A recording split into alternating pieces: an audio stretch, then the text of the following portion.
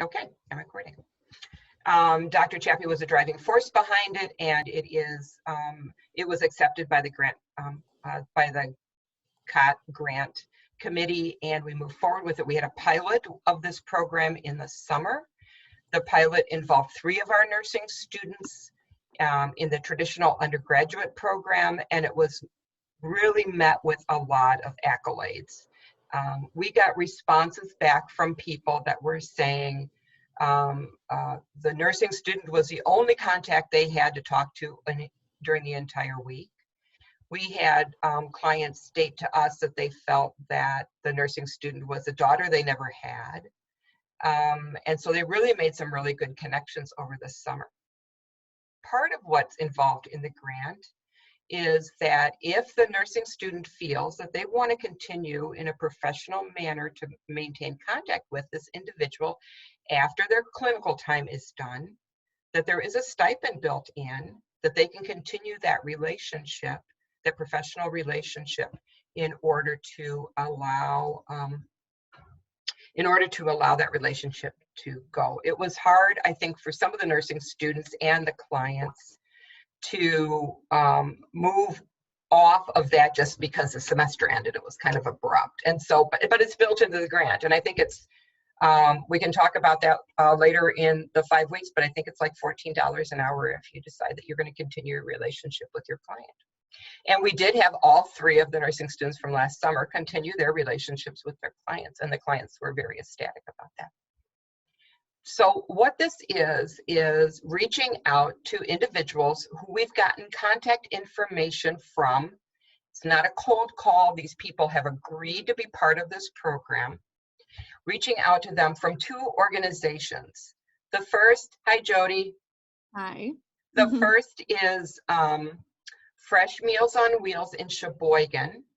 And that was really where our foothold was, because Dr. Chappie had a group of nursing students every year that would go through Fresh Meals on Wheels and do home assessments. It was kind of an interprofessional event where that would be a pharmacy student would go in and assess all their medications, and somebody from occupational therapy would go in and make sure they could do their ADLs, activities of daily living, well. And the nursing students would look at safety within the home. And so it was kind of this all, not just delivering meals. And so it was a perfect organization for us to be able to do that with. So they were our first group. Then this spring, we also reached out to other organizations. And of course, everybody was in the middle of the pandemic. So just like everything else, it all depends on what their bandwidth is, on whether or not they want to partner with us on something like this. Because it's not effortless on their part to say, I'm going to help the School of Nursing do this program. But we did get a positive response from the Aging and Disability Resource Center of Ozaukee County. And so this fall then, we had one group of 8 students working with clients from Fresh Meals on Wheels, and one group of students working with clients from the Aging and Disability Resource Center. And that has gone really well. Originally, when we started this program, we thought that a good workload for our traditional undergrad students would be 3 clients. You contact them a couple of times a week, have a script that you can kind of use, but you don't have to go through it verbatim. Of course, you want to have a really organically grown conversation, but a script so that you can make sure that you're hitting all of your marks as far as, am I assessing them correctly? Am I making sure their essential needs are being met? Am I asking the right questions? And so a script is always good, but it doesn't mean you have to go by that. So we started out by saying that we thought it would be good to have 3 clients per nursing student. What we found was that the individuals we contacted were so involved in the conversations that 3 students was a bit much per student. 3 clients. And so this fall, we went to 2 per student. So 2 clients per student, and that seems to be a really good mix. It's based on 2 phone conversations with that individual during the week. We thought originally that it would be like an hour each phone call, like maybe you'd contact them on Monday, maybe that was good for them, and then maybe you check in again on Thursday. What we found is, what happens with most of the clients is that they really enjoy one longer kind of conversation and then just a check-in later in the week. And so a lot of them have kind of settled into that, but it's completely up to how this works out with you and your client. For our accelerated program, because we are so condensed in time, we really feel that one client per student is good. We feel that 2 is a bit much, and we really feel that because we're concentrating on this 5 weeks, that addressing the social isolation during the holidays, addressing what their plans have been in the past versus what they have to do now and how the pandemic's impacting that.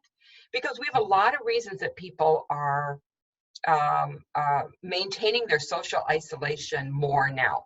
One is because we've had a lot of mandates, right? We've had a lot of guidelines from public health officials, from the governor, from just, a lot of people saying, you know what, if you're elderly or if you're immunocompromised, you really should be distancing yourself from people. Well, that's really saying we're going to only concentrate on the physical aspect and not concentrate on the behavioral or mental health aspect of it, right? Because we know that that has to be balanced. And so a lot of these individuals who may have been attending looking forward all year to attending large functions during Thanksgiving and Christmas, and perhaps other occasions like weddings and christenings and baby showers and things like that, have not even had that interaction outside of their home. Because the family members, and I can say this about myself, my mother's 93 years old and she lives by herself. I am very aware, sorry, not weary, well, I guess I am wary, maybe that was a Freudian slip, very aware of when I visit her, when she comes and visits me, what my exposure has been the week before that or the 2 weeks before that, what my exposure has been after. I really am very cognizant of that. And so have I seen her less? Yep, I have. And so I think this is exactly what a lot of these individuals are going through. And so we are looking on how we can impact that during this time right before the holidays, right before Christmas. We have Thanksgiving there, and really explore with them what that is. Another thing that we have found, we thought with this program that we would be looking at, like, what are your essential things that aren't getting done? How can we get that conversation going? They may feel that they're okay, but are they really eating well? Are they utilizing the resources within their community effectively, which is another goal for you for this, is to understand our community resources that we have. It's very confusing to people, even those of us that are in healthcare, on what resources are available in the community to help them. So we have contact people at both of those organizations that if we would have concerns, or if we would think that they were lacking something, then we could reach out to them and let them know that, and then take direction from them. We have had opportunities where students have supplied at the very beginning of the pandemic last spring. They supplied them with or this summer, I'm sorry, they supplied them with masks. One person supplied one of her contacts with masks. The individual started the conversation by, I don't really feel comfortable wearing a mask. I don't understand why we have to wear them. And the nursing student was able to talk to this person, kind of go through over a couple of sessions, not like, like blah, blah, blah, blah, blah. But I mean, a couple of sessions just explaining why masks were important to his health. And he said, well, I don't even know where to get one. And she got some money. We have a small amount of money that we can use for essentials. You just need to ask, and we'll ask the nursing office, and send him some masks. And the next time that they had their phone conversation, he says, I got your mask. I went grocery shopping yesterday and I wore it. Those kind of impacts that you can have on the people. But we've also found 2 other benefits. One of which is that many times we have lost the ability to converse with people over a regular telephone. And the older generation, that is what they're used to. This is not something they're comfortable with. Some of them are, but a lot of them are not. And they are very scared of being hacked, as far as cyber crime and things like that, because they read stuff. So on the phone is something that we need to gain, because our clients are comfortable with that. The other thing that we have found is that the clients love to talk about their own history. And so a conversation that you may have would be, this pandemic is something that all of us are going to remember. I know my grandkids are going to read about about this. My great-grandkids are going to read about this in their history books, and we're living it. What historical event did you go through that was like that? They may bring up the end of World War II. They may bring up they knew the day that Kennedy was shot. I was in kindergarten when Kennedy was shot. I still remember that because they sent us home from school. So those conversations can really open up a relationship.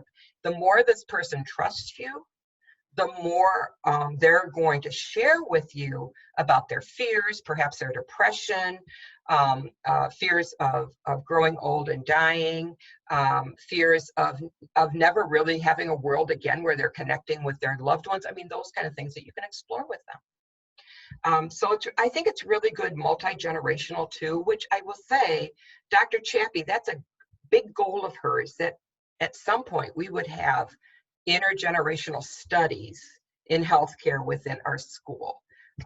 We're not there yet, but this is kind of a child that may bloom into something for us to be able to do that. So really what this program is about, we'll go through a couple of things today, but it is about you getting contact information on an individual, and you'll get phone number, name, phone number, and address. Obviously that's protected. You don't want to share that with anyone. And they have agreed to be part of this program, but that doesn't mean that they're going to answer the phone the first time you call, or that they're going to remember until you refresh their memory on what this is. So we're going to go through a couple of scenarios today so that you can see what that actually looks like. And it is new to them, and it is new to you. And so you just need to work it out between the two of you, but you will get their contact information, and then you will work out with them what would be a good schedule for you. We think that a couple times a week is a good time, right? You don't go 3 or 4 days without at least checking in on them. But you'll find out what works for both of you. That's the reason we don't schedule this. This is really about what works for you guys as far as your schedule. Some people may feel comfortable over the Thanksgiving weekend on contacting their client. Others will say, I've got plans for that. I wasn't planning on doing any schoolwork during that. And, that's up to you. That's up to you and your client on how you're going to work that out. I currently have our list of clients from Fresh Meals on Wheels. And so I will be distributing names to you by the beginning of next week. I have yet to get my list from the Aging and Disability Resource Center. If I don't get that list, I may decide that I'm going to pair you guys up. So we'll explore that when it comes. I don't think there's a reason why I don't have that list yet, but I just sent out another reminder the day before yesterday, and I haven't heard back from them, and they're usually pretty responsive. But everybody's going through stuff, and you have to assume the best, and they have been very receptive up to this point. Are there any questions before I kind of start on our formal discussion of this, giving you more information? So are these clients, are they in other programs like family care or anything like that? They may be. Okay. Okay. But they may have nothing else other than they've got a connection with one of these two organizations. Okay. Got it. Good question. Anything else? Dr. Cole, anything?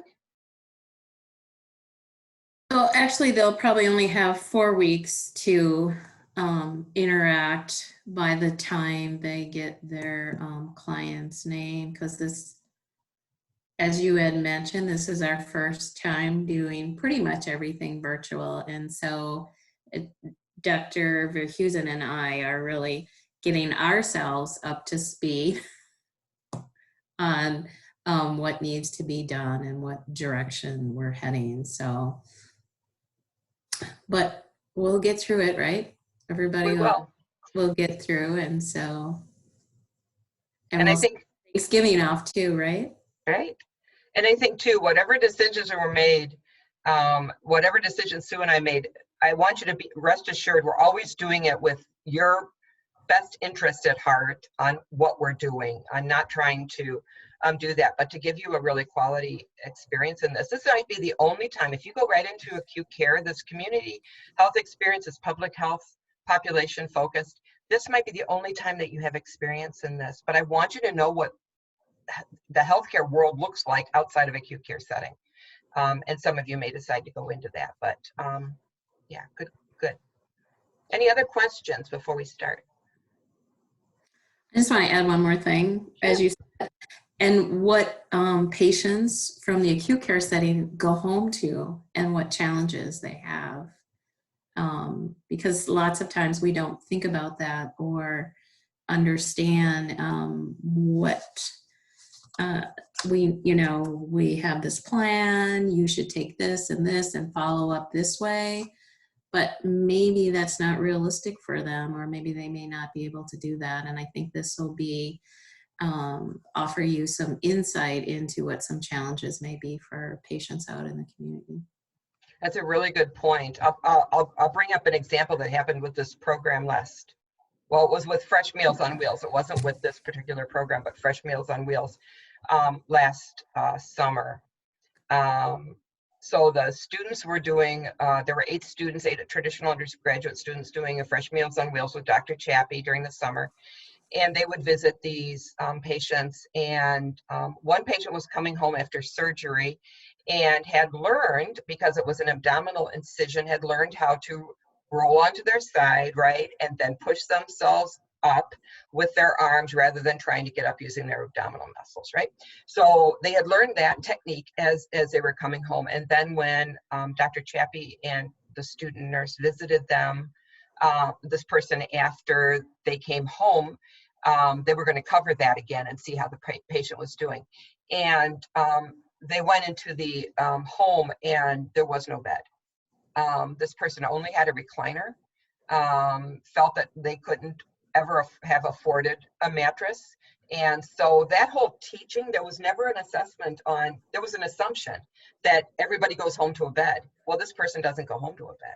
This person goes home to having to try to do a manual recliner chair up after they're done sleeping. And so Dr. Chappie and the student did connect with community resource and get a bed secured for that individual. So I think that's just a real illustration of what Dr. Cole was talking about. We just don't know what they're going home to. Okay. Sarah and Jody, did you receive my email that had links? Okay, I just want to make sure. Yep. So I'm going to go through the PowerPoint now. I do want to ask just a couple of questions before this, and you can go ahead and put some answer. You can answer out loud, or you can put your answers in the chat. But what do you think some of the health risks that arise when somebody's socially isolated? What kind of health risks do you think they run into? Depression, absolutely. Yep.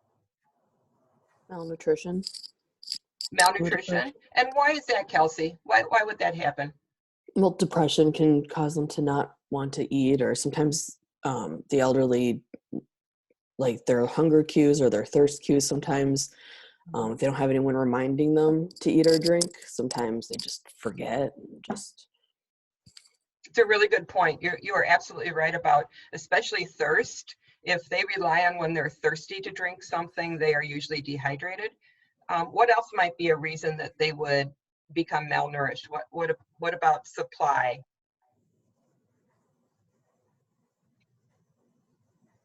They may lack the means to get food.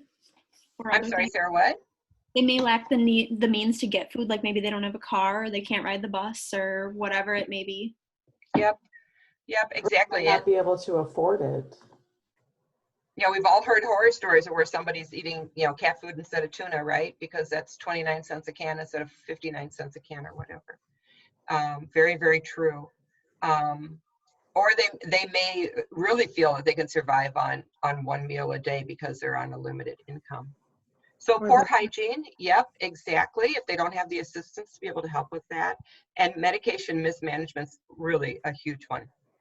Hopefully we'll get to the point in the future where it was really standard that we would have pill packets or a dispensing mechanism or something like that, because that can be really, really hard when they're on multiple medications to try to remember what they're taking, even if they're using a pill package, where they flip it up and they see what they're supposed to take morning and afternoon and evening. Many times I've had patients in the home setting say, oh, look at that. I didn't take any of my pills on Sunday, even though they've got them in there. Chronic stress, yep. And even I think sometimes just safety in the home. So nobody coming in and saying, you know what, that throw rug is probably not really good to have there. And nobody's coming in to assess that, or nobody's coming in to clean. And many times their eyesight is such, not only are they physically, but their eyesight is such they don't even see that things are getting in disarray. I have to add a comment here because my mother's 85 and we just made her get hearing aids. She didn't want them for a long time. And she's like, I never knew the microwave beeped after it was done. Or she goes, my floors are really creaky. I never knew I had creaky floors. So it was kind of like, their senses are dulled. And we also just set up the whole pill pack for her because she's on several medications and it was really challenging. So hopefully that'll start next week, and make it easier for her. And many times they're on multiple medications depending on their comorbidities, and it can be complicated. And especially think about warfarin and INR and adjusting doses. And so those are always very challenging. Sorry, I had to give that little personal story there. No, perfect. She told me that the other day. Yeah. I just ordered one of those machines that you can put pills in and it'll lock after it opens and you take yours for the day. Because my grandpa was the one that always told my grandma, reminded her to take her medications. And if she didn't remember, it was like, oh, did I take my medications? And he'd say, yes, you already took your medications. And well, he died yesterday. So we're already starting I'm to sorry. plan for how can she stay as independent as possible. So yeah, I ordered one of those and we'll see how that works out for her. So she doesn't accidentally take too many of her medications like she's done before. So Yeah. we'll see Very how that works out. difficult. And It's that challenging. situation, Kelsey, is very common where together a couple can remain independent, and then when one passes on, it's really hard. Yeah, I'm glad that you're there for them. What kind of challenges do you think you'll face with a program such as this? Not physically being there to see the environment, see their body language, see their personal hygiene. Self-reporting is sometimes less accurate than what other people observe. So that can be a challenge of not knowing if you're getting 100% accurate information, and then the limitations of being able to assist when assistance is actually needed, but we're not aware of it. And what might be some reasons that we don't get an accurate self-report? People want to stay home. They don't want to, if they admit weakness or needs, they might think that they have to leave their home and go to assisted living or go to a nursing home. Yeah, and even more scary now if they're worried about getting COVID if they go into a group home of some sort. That also could be very true with, and I don't know if any of you have experienced this, but giving up driving, right? That's like their last bit of independence, and that can be very, very difficult. It can be very difficult. Even you can do all sorts of things, almost like, we had one instant when I worked in med surgery, a patient was coming in, she was getting discharged, and the family said, we don't even know what to do. We've taken away her keys. She hides keys and that type of thing. And they finally just said, we're just going to sell the car so that she physically can't get in the car anymore. Because giving up independence, you feel like every time you give something up, it's kind of one step closer to the end of your life. And so it can be very, very challenging. What other obstacles do you think that you may run into with this? It might be just more difficult to develop that therapeutic relationship and that rapport with the person over the phone. There's a lot of differences in how you communicate over the phone versus in person. And some people have a hard time opening up. Yeah, it's hard to read body language. Mm-hmm. I know myself, my entire life, I've had a hard time not interrupting, like giving enough of a pause where I don't feel I'm interrupting someone. So you have to be comfortable in the silence, just like we do with our patients when they're face to face. But when they're face to face, they can read our body language, right? So we can posture ourselves so that they know that we're listening and that we're still there, which can be difficult on the phone. Absolutely. What's another obstacle for being on the phone? Dr. Cole mentioned it earlier. People who are hard of hearing. Yep. Hard of hearing and distractions can be so hard. I know that there are a lot of individuals you may have to suggest that they mute their TV while you're talking to them, that they're so used to having that TV going almost 24/7 as company, as something going on in the background, that they may choose to try to talk louder than it, and that may be a challenge for you. Good. Anything else that you think will be a challenge as we do this? Okay, well, we'll talk about it as we go forward. I would say I would identify, just having been involved with this program now, that I think the shorter time span can be a little bit of an issue. You don't have the 12, 14 weeks to develop a relationship, but it doesn't mean that it can't happen. And I think that with a little bit of thought, we can set ourselves up for the most successful interaction with the population. And so that's the reason we have tools available to you. Okay, so I'm going to share my PowerPoint. If you have a question as we're going through the PowerPoint, I'm using the one that Kathy used last year or last semester for the students who were in SimLab. We're not including this in SimLab. That's the reason we're going over it. It's in an orientation session. But it is the same PowerPoint that they went through. It's a little long, but it goes through a lot of different scenarios. But if you have a question or a comment, or you just think I'm talking too fast and you can't understand what I'm saying, go ahead and verbally say something, because I sometimes watching the chat and I'm not going to be able to see all your faces. So I'm giving you the permission to interrupt me and say I've got a question. Okay. All right. So let me share my screen.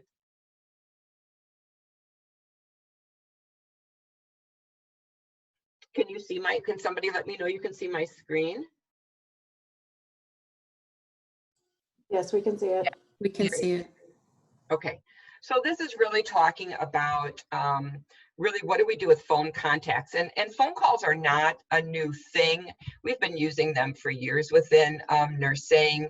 It's the way that we have in the past triaged patients, understanding whether or not they should come in to see a practitioner or whether or not they can take care of that issue at home. Anybody who has children knows what that is. We call up the pediatrician's office and say, this is what's happening to my child. And they say, well, let me talk you through this. No, I think you're okay with just giving them Tylenol and checking with us in 2 days. Or we think you should go right into the emergency room. Or we think we should see this child this afternoon at our office. So, we know what triage is with phone calls, and we know that we call clients and talk to them personally about lab results, and that pharmacy or the doctor's office talks to us via phone on medication refills. But a lot of these things are now starting to be, done via email, secured email. We have my charts a lot of times now, but we've been using phones for a long time. And so it's really nothing new within healthcare that we would be doing something like this. Now, I'll tell you that I know it's not in my bio, but I do work as a telehealth SANE for Penn State part-time.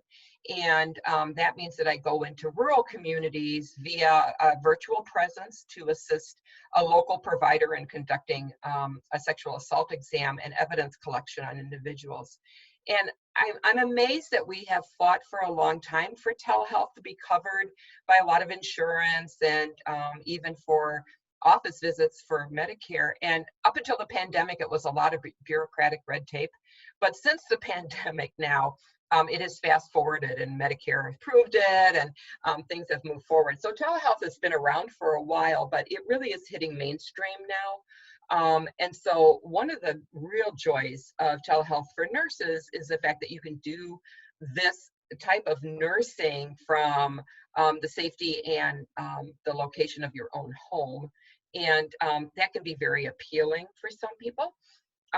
And so, but we're talking obviously about a telephone, not telehealth, where we have a virtual presence, but actually on the telephone. But I know that this has also been around for a long time. So there are a lot of things that come into play when we're doing any type of telehealth, whether it's via a phone call or via a video. And that's, we need to have a professional appearance. And I will say that on any of our clinical experiences, even if you're on the phone, do something that's going to cause you to be perceived by your voice and just your attitude as being professional. I will tell you, for me, that means if I'm talking to somebody on the phone, a client on the phone, I'm showered and I've got myself together, because I'm the most professional when that happens, whether or not somebody can see me. And so you just want to make sure that happens. Now, if you're on a telehealth and it's virtual, absolutely. So when we're talking about doing nurse disrupted, you need to be able to be wearing your scrubs, your name tag, that type of thing, so that you look professional to that individual that we're talking with at the homeless shelter. On the phone, you can argue that, well, they don't see what I'm wearing, but I'm going to suggest that you be as professional as you can, so your attitude portrays that. There is a lot to putting on, quote unquote, the uniform of nursing. I know my attitude changes when I've put my scrubs on, or when I've put on whatever I'm wearing for a community experience, when I put that on, because that is then my mindset for that. Interpersonal skills are very, very important when we're doing this. Listening to what someone says, paraphrasing back. Can somebody tell when you're smiling by what your voice is like? Many times they can on the phone. And so just having those interpersonal skills to be able to communicate effectively. You need the technical knowledge, of course, and we're not expecting you to be experts on what resources are available in the community. It is perfectly acceptable to say, if someone says to you, I would really like to connect with someone to be able to talk about this depression I'm having. And you can talk them through going through their primary care provider, but it's also perfectly acceptable to say, I'm going to check some resources for you and I will call you back. So we don't expect anybody to be experts. I think it was Einstein that said, why should we memorize things that we can look up, right? But we should have a basic knowledge of what really is needed for someone to be healthy. Documentation for when in telehealth, when you're out in a setting, would be very much the same as what you do within an acute care setting. There'll be guidelines and that stuff like that. For ours, what we're asking is that you take some notes so you can maintain your own sense of how this conversation is going, and so that you are not repeating yourself when you call them again, even though they may repeat themselves, that you know what's happening. But also so that if you do have a concern later on and you reach out to the contact at those agencies, you've got some information about that. As far as documentation for us, we would like you to complete one reflection paper during the course of this, just reflecting on this experience for you and for the client and how that has gone. So in your Blackboard, you do have some reflection suggestions, and we would like one reflection paper to be about this. But other than that, we would like you to document your hours. And I will say, we're trying to wring every hour we can for you guys during this 5 weeks. Realistic prep time is okay. So in other words, if you put down that I had an hour phone call, an hour and 15-minute phone call with Mrs. B today, and I took a half an hour to prepare myself for the script, and then I took 15 minutes afterwards to kind of summarize it so I would have my notes together. Yes, you can count that time. That really is that total visit experience. So you can go ahead and do this. Now, if you tell Dr. Kohler, I took 5 hours to prep for my 15-minute phone call, we're going to kind of question that and kind of ask you about it, okay? So be realistic on that, but we recognize that it's just not the phone call itself. And it may be the phone call that you make to the contact person, and it may be discussion there, and then it may be a phone call back to the client to say, I checked this out for you and XYZ. Yes, you do. Yes, you do have transportation available to you in this area, and here's the phone number for you to call for a medical van to pick you up if you want to go to the senior center or something like that. So I think that a lot of telehealth is we don't use an actual algorithm here. You've seen those before, right? So it says, if this happened, was it yes or no? Okay, the patient had pain, yes or no? And yes, you go to this other box on what you're going to do, and no, you go to this box on what you're going to do. We don't have algorithms for this, but we do follow, that script to prompt you. Again, it doesn't mean that you need to follow that script verbatim. It just means it's suggestions, so you don't get tongue-tied and you don't know what next step to take when you're talking with someone. Because, it can seem real simple. Oh, yeah, I'll have a phone call. It can seem real simple when before you have it, but then what happens if you go down this bunny trail, right? You all know what a bunny trail is. So this thought process, you go down this bunny trail, you let the client go down that a little bit, but you need to circle them back in. How do you do that? And how do you do that respectfully? And then where are you? Because it can be very easy to get lost.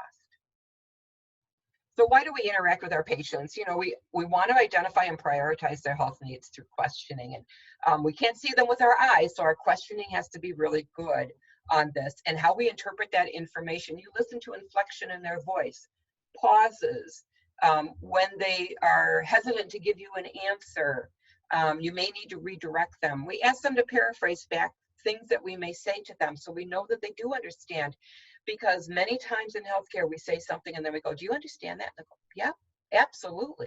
And that has to do with not only this population, but all of our populations because of health literacy. We just want to make sure that our patients are understanding what we're telling them and that they understand it in a manner that makes sense to them.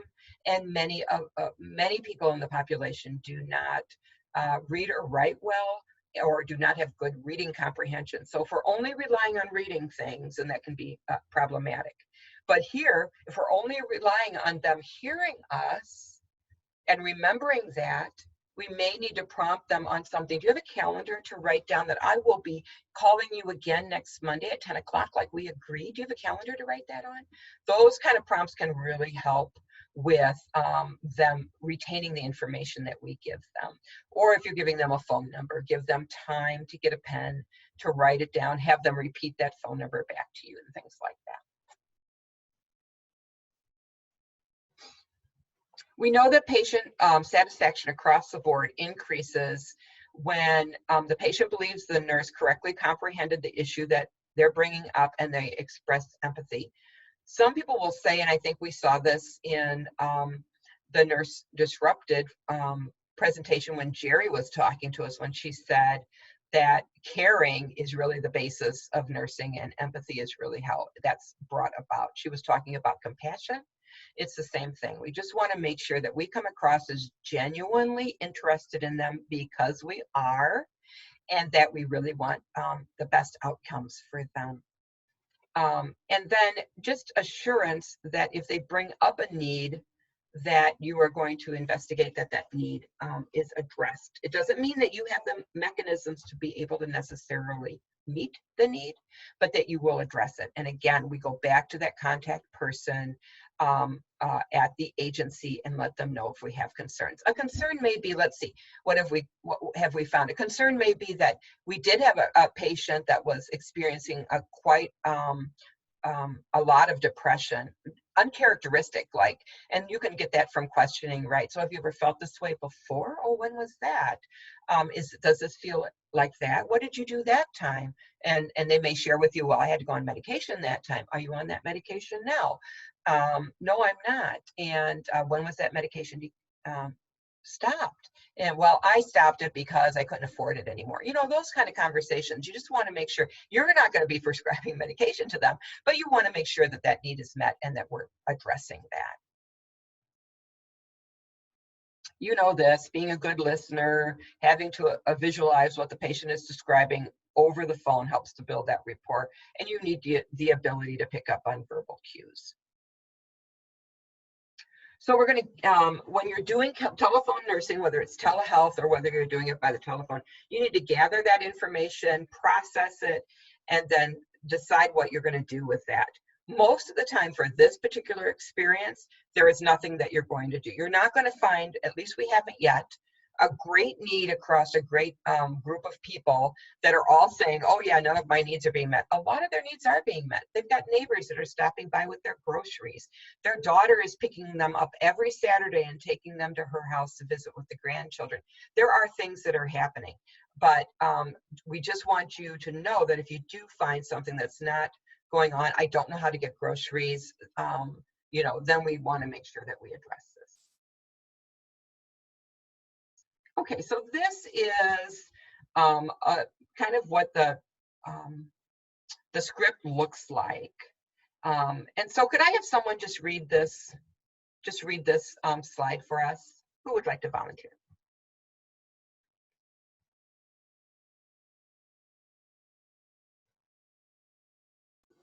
I can. Thank you. Hello, Mr. and Mrs. Smith. My name is Luana. I am a nursing student at Concordia University in Mequon, Wisconsin. I'm partnering with Fresh Meals on Wheels for this very special project. I will be calling you on the phone a couple times a week to check in on you and to learn more about you. We are calling this project the Voices of Nursing. The idea came about because a lot of people were isolated because of the pandemic.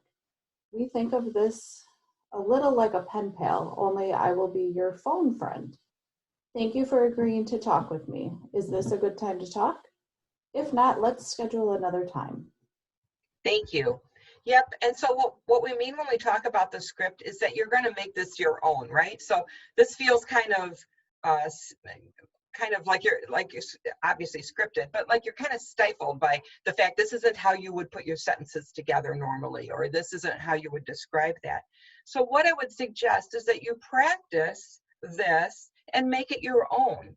And I'll tell you, in my world as a telesane, I have the same thing because I get consent from our survivors on research that we're researching a control group of people without telesane presence or experts in the room, and then we're comparing that with people that do have experts in the room. And we have scripts that we go through because we want to make sure that we're getting very informed consent. It can feel really cumbersome at first, but then the more you practice it and you make it your own and you have your own words, it gets a lot easier. So I would suggest that you don't start by just saying, yep, I'm just going to read the script. Okay, here I go, without any practice, without any prep work, because you're going to stumble over your words and it's not going to be very fluid for you. Okay, thank you very much for reading that for us.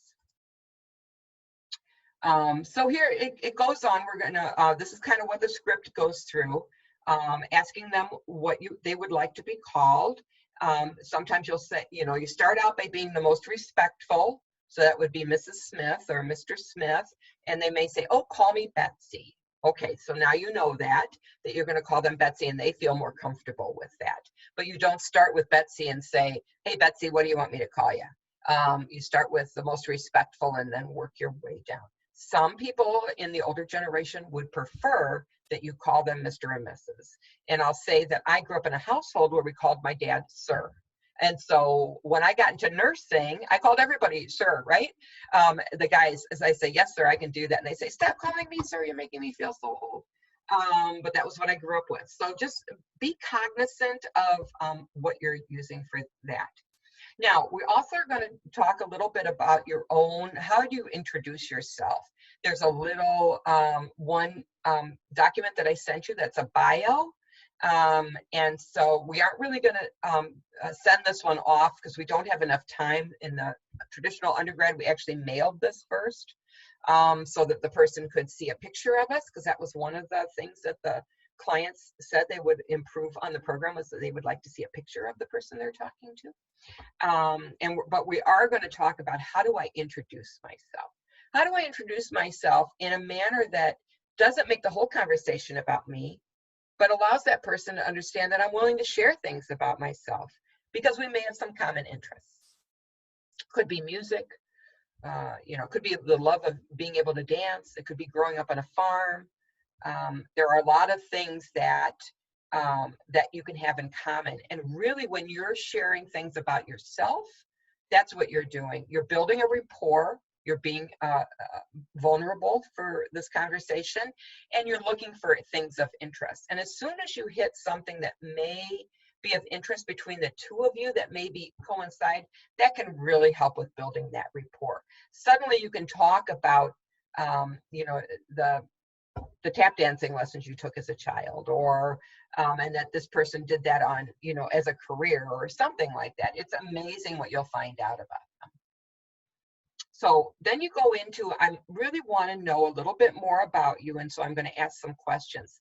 This may not be the first phone call that you actually get to this part. Your first phone call may be all about sharing a little bit about each other, and that's fine. And so there is information, though, in that script about how you can go through these questions, so we'll review that. But you do want just to, you know things like hard of hearing. We don't get information on early dementia, but we will get, I would say we don't get it on a consistent basis. We do get sometimes information on developmental delays and that type of thing. So there should be some notes, but we really, a lot of times we just get contacts. So you want to ask the demographic information, let them know that this isn't going into any database or anything like that. You're just wanting to get to know them a little bit better, and you want to assess their needs based on that type of thing. So, and this is a great question. Can you tell me something famous or historical that happened the year you were born? And remember, those long-term memories sometimes are so much stronger than the short-term memories. And so they'll love the ability to be able to talk about things. Is it different where you were born than where you live now? Marital status, ask about the spouse, show interest and concern, genuine interest and concern about what happened. Children, grandchildren, do they live in the area? Tell me about them, those types of things. Brothers and sisters, did you work outside the home? What did you do? This is a big one for, particularly for the older men. What did you do? Boy, you get them, they sometimes don't want to talk about just kind of what they consider the fluffy stuff as far as things within their home. But boy, they like to talk about, they were an engineer and they built this one structure and they're very proud of that type of thing. And then you can move kind of into the health questions. Again, this may be the second or third conversation you have with them. It could be that you get there really fast, but you don't need to rush it. Tell me what a regular day looks like for you. Who's your primary care provider? How often do you see your doctor? When was the last time you saw your doctor? Do you see any specialists? Those types of things. Very interesting information for them. Have you seen the doctor within the last couple of months? They may share with you that, yeah, but they had to do it by telehealth. And so their daughter had to come over and set that up for them because the doctor isn't seeing anybody unless it's something that's really serious. And you can get some information about why they needed to see them. Maybe they had a cold and they thought they had COVID, or maybe they did have COVID, or that type of thing. And then you can move on to medications, and you can feel comfortable doing this because you are a nursing student and they know that it's a nursing student who's contacting them. So you want to look at their medications. Do you have any concerns over their medications? I suggest you look them all up after the phone call. Kind of what are they on them for? Do they understand why they're on them? They may indeed know that this pink pill that they have, yep, this one is for my blood pressure, and I know that I'm taking my blood pressure every morning. I got this machine, and so you can talk about those things. They may bring up pills that I don't know why I'm taking this one, and then maybe they can show you the label, and maybe you can help explain that to them a little bit more. If you don't know, so let's say it's a medication that's for a number of things and they haven't mentioned any of those things, that is something we can take back to that contact person. That is not something that you need to necessarily completely figure out, but many times that you can. Pill burden, we talked about that. How many pills do you take a day? A lot of people take a lot of pills a day. So you can read some of these new prescriptions the last couple of months.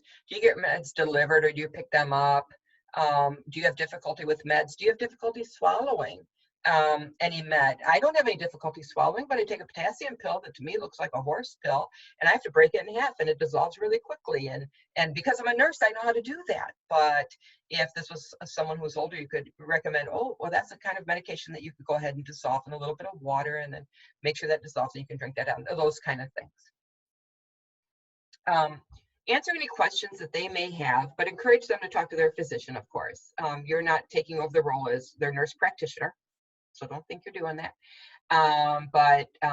You tell them you don't have their health record, you don't know, you can't give them any of that information. And if you feel that there's some issue, and this might be another issue, that they say, you know what, I've only got 2 days left of my meds, again, we would reach out to that contact person. They're very, very receptive. This is, it's going to be Carla at ADRC, and it's Amy at Fresh Meals on Wheels.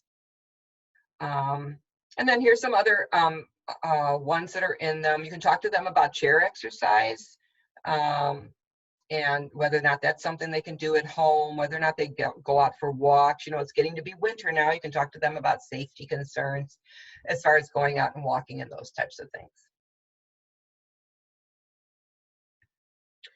Do they rest between activities? Do they have difficulties with that? Ask about their sleep habits.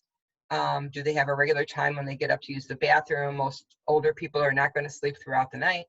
They are going to get up once or twice to use the restroom. Is that increased? Has that decreased? Again, the script is going to help you explore these.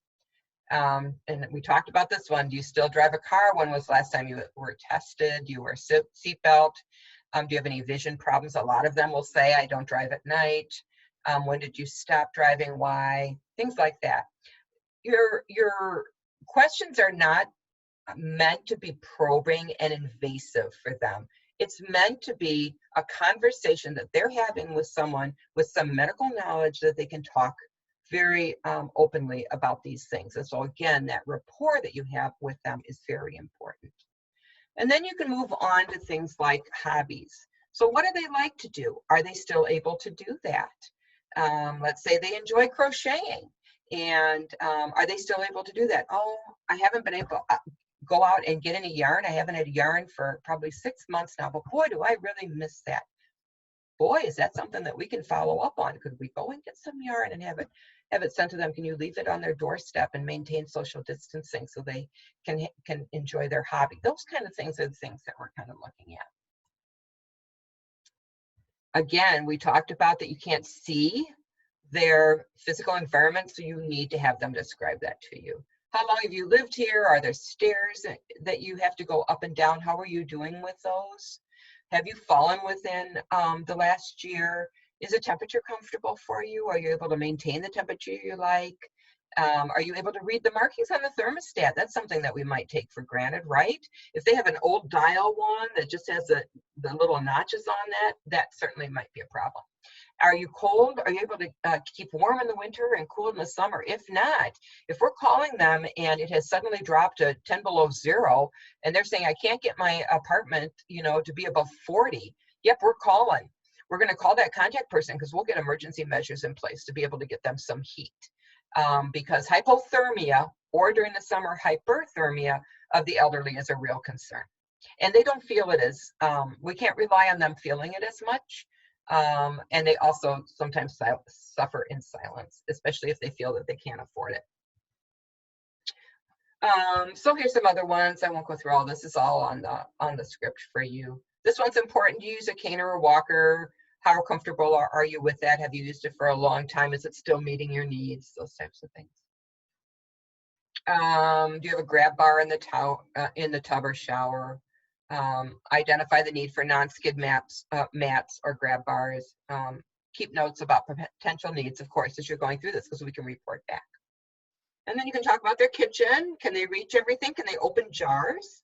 Can they open cans? Are they relying on a refrigerator that no longer works? How do they carry clothes to get washed? Who washes their clothes? Are they still doing it? Do they have to go down the stairs to the basement? Hard to reach areas. How do you access them? Can anybody help you? Do you have a cord on your phone? You know, we're so used to our smartphones that we forget that a lot of individuals have phones that have these really, remember those really kind of corkscrew phones to the handset, right? They've got a landline and they can trip on that. It can get very overstretched and it can get just in their way. You know, if they've got oxygen, let's say they're on oxygen, they've got an oxygen tubing that's allowing them to get around. And then they've also got a phone with that phone cord on there, and they've also got throw rugs. They could have a real potential for a fall hazard. So you can talk about these things. Again, you're going to have to rely on them describing these things to you. You can ask them about Lifeline. Do they know how to contact emergency? Do they have smoke detectors that work? Do they have a list of emergency numbers? They may say, you know, Agnes next door, she's my best friend, and we watch out for each other. We check on each other every day, that kind of thing. Again, we talked about stairs. If you've fallen, you can do some teaching about fall prevention. And do you have trouble keeping your place clean? Do they need assistance with that? Should we bring that back? Who helps with the yard work? What about their neighborhood? And has it changed over time? If someone's been in their home for a long time, and this is where they're comfortable, and they're actually going to be mentally better to be in this very familiar environment. But what if their neighborhood has changed? Has crime gone up? Have people moved in that they don't know, where all the people that they knew have moved away? That type of thing. Are you satisfied and comfortable in your home? We're talking about quality of life, right? Do they have pets? How do they take care of them? Is it providing good companionship for them? Those types of things. How do you have a relative or someone who checks on you regularly? What sort of things do they do for you? I will state that elder abuse is much more common than we know, and it doesn't just need to be physical abuse. So sometimes we think about abuse and we think about physical abuse, but it can also be financial abuse, and that happens a lot with elderly population. So if you hear things that make you worried about that somebody's taking the majority of their money, or somebody comes and takes their Social Security check every month and gives them, you know, $20 out of it, those kind of things. Again, we can go back to the contact person and talk about that with them. We're never at fault within the state of Wisconsin. We are never at fault for reporting something that we are worried is happening to a vulnerable population. We are actually protected by legislation that says that we cannot be held criminally liable for bringing forward something that doesn't pan out. We don't need to know that something's true for us to report it. So we'll bring that back to the contact person at the agency. And when I say that, I say you would always go through Dr. Cole or I to report something back. We'd be right here. We're here with you. You can contact us and we would let them know about it. If it was something that you were concerned about right this minute, you're talking on the phone and somebody says, you know what, I just took a handful of pills, you dial in 911, you're not waiting to get a hold of anybody, right? But we haven't had that happen. I'm not expecting that to happen. But I just want to bring this up, that this elder abuse is pretty, it can be pretty prevalent in our society. And again, it's not just physical abuse or sexual abuse, but it can also be neglect. It can be verbal abuse, emotional abuse, or financial abuse. So again, talking about people checking on them, how are you adapting to the changes? How has a pandemic changed your lifestyle? We can talk specifically about the holidays here. And we can go to nutrition. Do you get meals delivered? Those types of things. And you know what? Asking them if they ate well is not good enough. Can you tell me what you had for dinner last night? Can you tell me what you had for breakfast this morning? That's going to give you a much more accurate depiction of what's going on. People are not going to tell you, for the most part, they're not going to say, I had a baked potato and steak last night, and lie to you about that. They're going to say, yeah, I only had a bowl of cereal last night. Well, that might be okay. Let's look at what they have for the rest of the day and see what their nutritional needs are. Again, some questions on nutrition,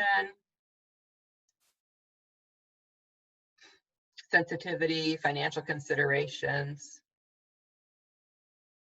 Hydration, a big one. We talked about this earlier, so thank you for bringing this up. If you feel thirsty, you're already dehydrated. Many times they never feel thirsty. That sensation goes away.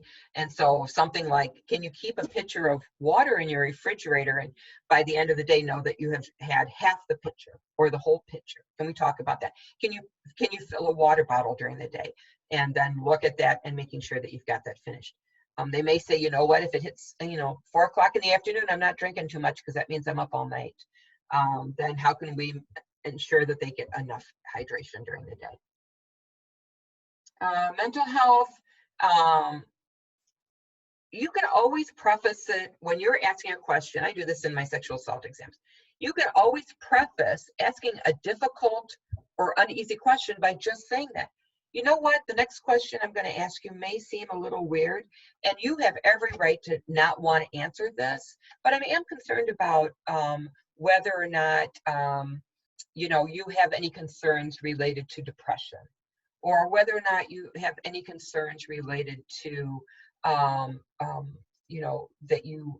that your son is taking advantage of you or something like that. You can always preface a question that's uncomfortable by saying that and give them the ability to say, I would rather not answer that. Absolutely okay, right? But that's better than just kind of avoiding it because you're uncomfortable to bring something up. And again, ask them how they're keeping busy, what their pastimes are. Many times they're just going to, are they watching TV all day, no social interaction at all? Well, at least that's something. And I'll tell you, a lot of them like to watch game shows, right? And they're trying to keep themselves mentally stimulated by answering the questions. And that's kind of an okay thing. But do they have any other things that they would like to do? And see how much they can talk. And then when you're talking with them, you can say, remember when we talked last Monday? Can you tell me what we talked about? Do you remember what we talked about? You can even put it on yourself. I'm looking at my notes and I don't find what we actually talked about. Can you remind me? Something like that, to be able to see whether or not they can actually recall those things.